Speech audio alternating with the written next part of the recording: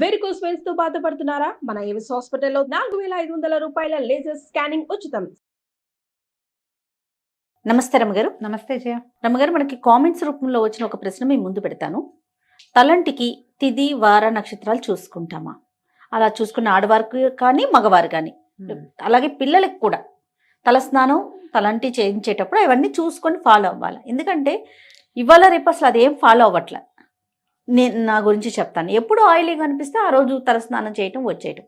కొన్ని పండగలు పర్వదినాలప్పుడు ప్రత్యేకించి చెప్తారు, ఈరోజు ఆయిల్ పెట్టుకునే చేయాలి, ఈరోజు అసలు ఓన్లీ తల మీదే పోసుకోవాలి తప్ప ఆయిల్ పెట్టుకోకూడదు.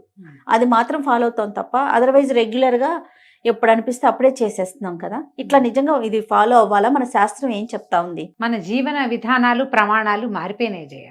అవునండి. ఇదివరకు ఇప్పటిలాగా ఈ కాలంలో లాగా ఎంతసేపు నెత్తి తలలు రుద్దుకుంటూ ఉండటం, షాంపూలు వ్యవహారం ఇదివరకు ఏది లేదు. తలంటి పోసుకోవటము అంటే ఒక ప్రత్యేక, తల అంటుకోవటం వేరు, తలకి నీళ్లు పోసుకోవటం వేరు కదా. ఈ రెండిటికి డిఫరెన్స్ మొదట మనం తెలుసుకోవాలి. తల అంటుకోవటం అంటే నెత్తికి బాగా నూనె పట్టించి కాసేపు ఉండి ఒంటికి కూడా నూనె రాసుకుని అభ్యంగన స్నానం అంటారు.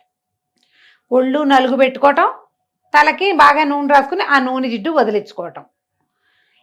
ఇదివరకటి కాలాల్లో అంత ఫ్రీక్వెంట్గా చేసేవాళ్ళు కాదు.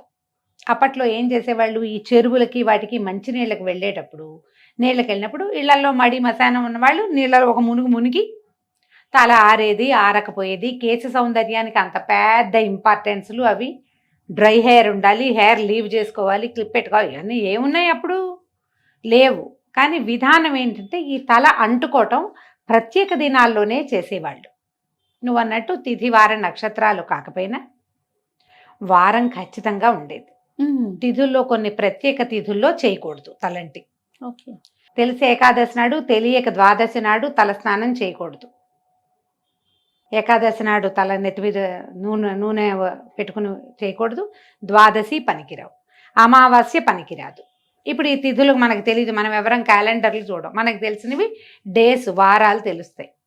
సాధారణంగా స్కూళ్ళకి కాలేజీలకి వెళ్ళే పిల్లలకి సమయం ఉండదు కాబట్టి, ఆదివారం సెలవు రోజు కాబట్టి ఆదివారమే తల స్నానాలు చేసే విధానం చాలా చోట్లన్నీ. చిన్నప్పుడు నా చిన్నప్పుడు సండేస్ హాలిడే కాబట్టి ఆ రోజు నెత్తికి నూనె రాసి తలకి ఏదైనా పెట్టి ఒంటికి బాగా నలుగులు పెట్టి శుభ్రంగా మనమే తల్లులే స్నానం చేయించడం ఉండేది.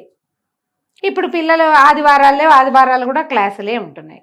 అయినా కూడా మనం జనాలు ఎలాంటి కాంప్లికేషన్స్కి వెళ్తున్నామంటే, మనం ఎవరో చెప్తారు ఇవాళ తలంటి పోసుకోకూడదు అనగానే వీళ్ళకి టెన్షన్ పుడుతుంది. గబగబా యూట్యూబ్ వెతకడం మొదలెడతారు. ఏ రోజు తలంటి పోసుకోవాలి? ఎవరో నాబోటి పెద్దకయ్యో నాకంటే చిన్నకయ్యో చెప్తారు, ఎవరో ఒకళ్ళు ఏదో ఒకటి. మీరు దాన్ని కాంప్లికేటెడ్గా తీసుకోవద్దు. మీ జీవన విధానాన్ని బట్టి మీ రకంగా మీరు వెళ్ళచ్చు. మీరు పాటించదలుచుకుంటే మామూలు రోజుల్లో రోజువారీ తలంట్లు లేవు. బుధ శనివారాలు రెండు మంచివి తల అంటుకోవటానికి, నెత్తికి నూనె రాసుకొని స్నానం చేయటానికి. బుధవారము శనివారము 2 వారాలు మంచివి. చాలామంది ఆడవాళ్ళకి శుక్రవారం తలంటి పోసుకుని అమ్మవారికి పూజ చేసుకోవటం అలవాటుగా ఉంటుంది. నిజానికి శుక్రవారం తలస్నానం చేస్తే లక్ష్మీదేవికి శిరోభారం అని కొన్ని ప్రాంతాల్లో చెప్తారు. లక్ష్మీదేవికి శిరోభారం వస్తుంది, శుక్రవారం తలంటి పోసుకోకూడదు అని. పూజ చేసుకుంటాం కాబట్టి తలంటి పోసుకోకపోతే ఎలా అని కొంతమంది అడుగుతారు. మీ ఇష్టం, అందుకే చెప్తున్నా ఈ మాట.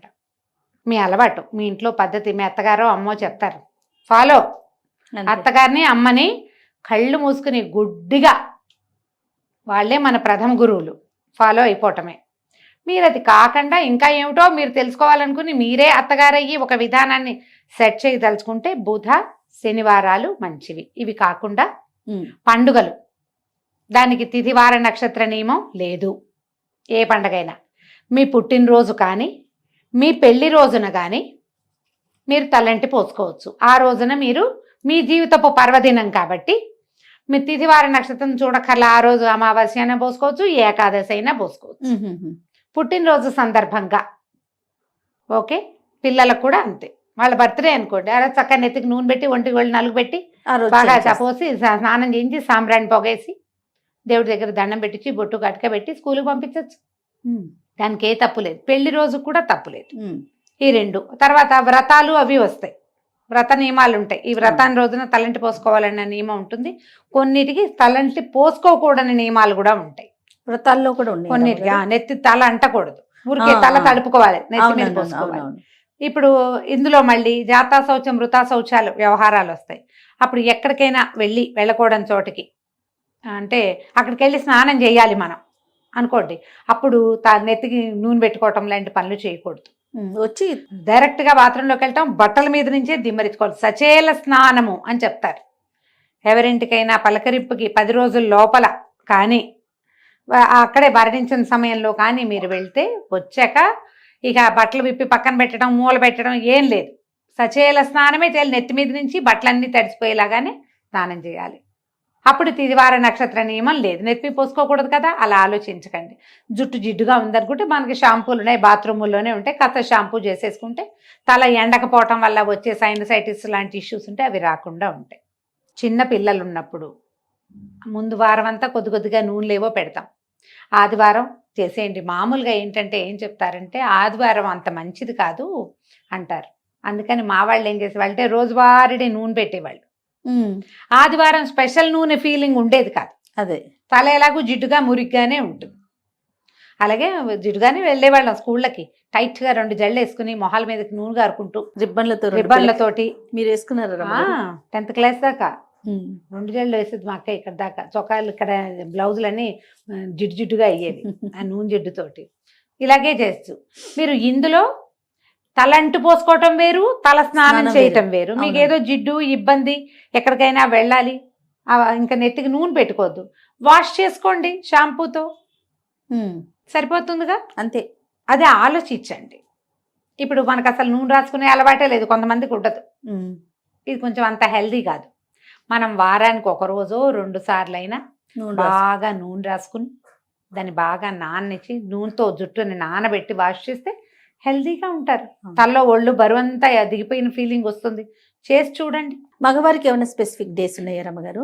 మగవారికైనా కూడా ఇవే బుధ శనివారాలే చెప్తారు ప్రత్యేకంగా. అయితే ఇందులో ఏంటంటే ఏవో ప్రత్యేక సందర్భాల్లో మగవాళ్ళు నిత్యము తల స్నానం చేసినా తప్పులేదు వాళ్ళకి. ఆడవాళ్ల విషయంలో పుణ్యస్త్రీ అయితే భర్తలు వివాహితలు రోజువారీ తల స్నానాలు అవి చేయటము, అంతసేపు తల స్నానం చేయటం అది నియమంగా వీళ్ళకి ఉండదు.